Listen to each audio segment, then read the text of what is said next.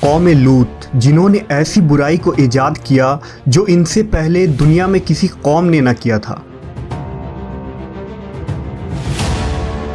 ایسی بدکاری جس کی مثال تاریخ میں کہیں نہیں ملتی۔ اس قوم نے ایسا کیا کام کیا تھا اور ان کا کیا انجام ہوا؟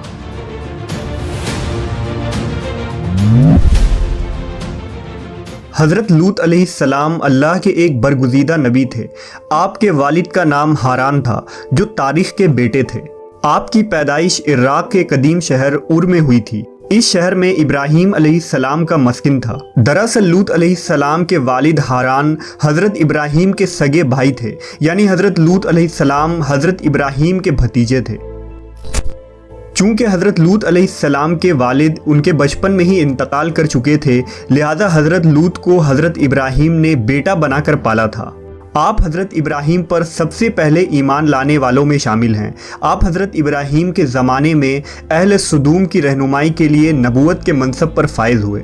حضرت لوط کے بہت سارے معجزات ہیں۔ آپ جس وقت بارش کے لیے دعا کرتے تھے تو آسمان بادلوں سے بھر جاتا اور خوب بارش ہوتی تھی۔ حضرت لوط جس پتھر پر سر رکھ کر سوتے، اس پتھر پر آپ کے سر مبارک کا نشان بن جاتا تھا۔ سدوم وہ علاقہ تھا جہاں لوط علیہ السلام مبعوث فرمائے گئے۔ سدوم کے آس پاس 5 نہایت ہی خوبصورت شہر آباد تھے، جن میں سے ہر ایک کی آبادی 1 لاکھ نفوس سے زیادہ ہی تھی۔ یہ علاقے نہایت ہی سرسبز و شاداب اور قدرت کی فیاضی کا حسین شاہکار تھا۔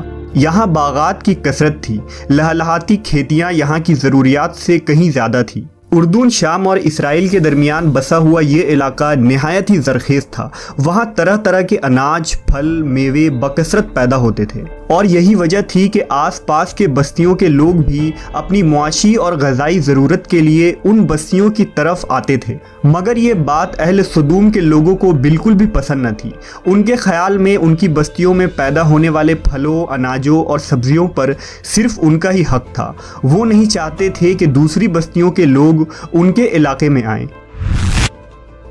ایک دن سدوم کے لوگ اس بات پر غور و فکر کر رہے تھے کہ باہر سے آنے والے لوگوں کو یہاں آنے سے آخر کیسے روکا جائے، کہ ابلیس ایک بزرگ کی شکل میں ان کے محفل میں آیا اور کہا، اگر تم ان سے پیچھا چھڑانا چاہتے ہو تو میرے کہنے پر عمل کرو۔ اس اجنبی بزرگ کی بات لوگوں نے بہت توجہ سے سنی۔ ابلیس نے کہا، میں کل بتاؤں گا۔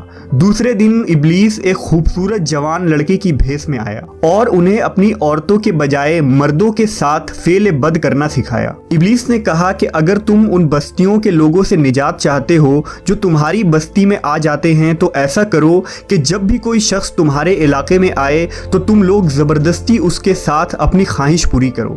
اس طرح یہ لوگ اس بستی میں آنا چھوڑ دیں گے۔ اپنی نفسانی خواہشات کے لیے مردوں سے بدفعلی اس قوم کا دستور بن گیا تھا۔ یہاں بے حیائی عام ہو گئی تھی۔ حکمراں، سردار، رؤسا، ہر طبقے میں گھر گھر یہ عمل پھیل گئی تھی۔ بھری محفل میں یہ لوگ اس فحاشی کے کام کو کر کے خوش ہوتے تھے۔ کوئی بھی محفل اس کام کے بغیر ادھوری سمجھی جاتی تھی۔ خاص کر مسافروں میں سے کوئی خوبصورت لڑکا ہوتا تو یہ لوگ اسے اپنا شکار بنا لیتے۔ تلمود میں لکھا ہے کہ اہل سدوم اپنی روزمرہ کی زندگی میں سخت ظالم، دھوکے باز اور بد معاملہ تھے۔ کوئی مسافر ان کے علاقے سے بخیریت نہ گزر سکتا تھا۔ کوئی غریب ان کی بستیوں سے روٹی کا ایک ٹکڑا نہ پا سکتا تھا۔ بارہا ایسا ہوتا تھا کہ باہر کا آدمی ان کے علاقے میں پہنچ کر فاقوں سے مر جاتا اور یہ اس کے کپڑے اتار کر اس کی لاش کو برہنہ دفن کر دیتے۔ اپنی وادی کو انہوں نے ایک باغ بنا رکھا تھا جس کا سلسلہ میلوں تک پھیلا ہوا تھا۔ اس باغ میں وہ انتہائی بے حیائی کے ساتھ اعلانیہ بدکاریاں کرتے تھے۔ حضرت لوط علیہ السلام نے انہیں توحید کی دعوت دی اور بدکاری کے اس گھنونے عمل سے توبہ کرنے کا حکم دیا۔ حضرت لوط نے کہا، تم بے حیائی کیوں کرتے ہو؟ کیا تم عورتوں کو چھوڑ کر لذت حاصل کرنے کے لیے مرد کی طرف مائل ہوتے ہو؟ حقیقت یہ ہے کہ تم احمق لوگ ہو۔ حضرت لوط اہل سدوم کو دن رات واعظ و نصیحت کیا کرتے، لیکن قوم پر اس کا کوئی اثر نہ ہوا، بلکہ وہ بہت فخریہ انداز میں یہ کام کرتے تھے۔ انہیں حضرت لوط کا سمجھانا بھی برا لگتا تھا، لہٰذا انہوں نے صاف صاف کہہ دیا کہ اگر تم ہمیں اسی طرح برا کہتے رہے اور ہمارے کاموں میں مداخلت کرتے رہے تو ہم تمہیں اپنے شہر سے نکال دیں گے۔ حضرت لوط نے نصیحت و تبلیغ کا سلسلہ جاری رکھا، لہٰذا ایک دن اہل سدوم نے خود ہی عذاب الہی کا مطالبہ کر دیا۔ اللہ تعالیٰ نے اب تک ان کے اس بدترین فحاشی اور بدکاری کے باوجود ڈھیل دے رکھی تھی، لیکن جب انہوں نے حضرت لوط سے ایک دن کہا کہ اگر تم سچے ہو تو ہم پر عذاب لے آؤ، لہٰذا ان پر عذاب الہی کا فیصلہ ہو گیا۔ اللہ نے اپنے خاص فرشتوں کو دنیا کی طرف روانہ کر دیا۔ یہ فرشتے دراصل حضرت جبرائیل، میکائیل اور اسرافیل علیہ السلام تھے۔ پھر یہ فرشتے حضرت لوط علیہ السلام کے گھر تشریف لے آئے۔ حضرت لوط نے جب ان خوبصورت نوعمر لڑکوں کو دیکھا تو سخت گھبراہٹ اور پریشانی میں مبتلا ہو گئے۔ انہیں یہ خطرہ محسوس ہوا کہ اگر ان کے قوم کے لوگوں نے انہیں دیکھ لیا تو نہ جانے وہ ان کے ساتھ کیا سلوک کریں گے۔ حضرت لوط کی بیوی کا نام وائلہ تھا، اس نے آپ پر ایمان نہ لایا تھا اور وہ دراصل منافقہ تھی، وہ کافروں کے ساتھ تھی، لہٰذا اس نے جا کر اہل سدوم کو یہ خبر دے دی کہ لوط کے گھر نوجوان لڑکے مہمان ٹھہرے ہوئے ہیں۔ یہ سن کر بستی والے دوڑتے ہوئے حضرت لوط کے گھر پہنچے۔ حضرت لوط نے کہا، اے قوم، یہ جو میری قوم کی لڑکیاں ہیں یہ تمہارے لیے جائز اور پاک ہیں، اللہ سے ڈرو اور مجھے میرے مہمانوں کے سامنے رسوا نہ کرو۔ کیا تم میں سے کوئی بھی شائستہ آدمی نہیں؟ حضرت لوط کی بات سن کر وہ لوگ بولے، تم بخوبی واقف ہو کہ ہمیں تمہاری بیٹیوں سے کوئی حاجت نہیں، اور جو ہماری اصل چاہت ہے اس سے تم بخوبی واقف ہو۔ قوم لوط کے اس بے شرمانہ جواب سے اندازہ لگایا جا سکتا ہے کہ وہ فعل بد میں کس حد تک مبتلا ہو چکے تھے۔ جب حضرت لوط علیہ السلام کی قوم ان کے گھر کی طرف دوڑتی ہوئی آئی تو حضرت لوط نے گھر کے دروازے بند کر دیے اور ان نوجوانوں کو ایک کمرے میں چھپا دیا۔ اس بدکار لوگوں نے آپ کے گھر کا گھیراؤ کیا ہوا تھا اور ان میں سے کچھ گھر کے دیوار پر بھی چڑھنے کی کوشش کر رہے تھے۔ حضرت لوط اپنے مہمانوں کی عزت کے خیال سے بہت زیادہ گھبرائے ہوئے تھے۔ فرشتے یہ سب منظر دیکھ رہے تھے۔ جب انہوں نے حضرت لوط علیہ السلام کی بے بسی اور پریشانی کا یہ عالم دیکھا تو حقیقت سے پردہ اٹھاتے ہوئے یوں فرمایا، اے لوط، ہم تمہارے رب کے بھیجے ہوئے فرشتے ہیں، یہ لوگ ہرگز تم تک نہیں پہنچ سکیں گے۔ ابھی کچھ رات باقی ہے تو اپنے گھر والوں کو لے کر چل دو اور تم میں سے کوئی شخص پیچھے مڑ کر نہ دیکھے۔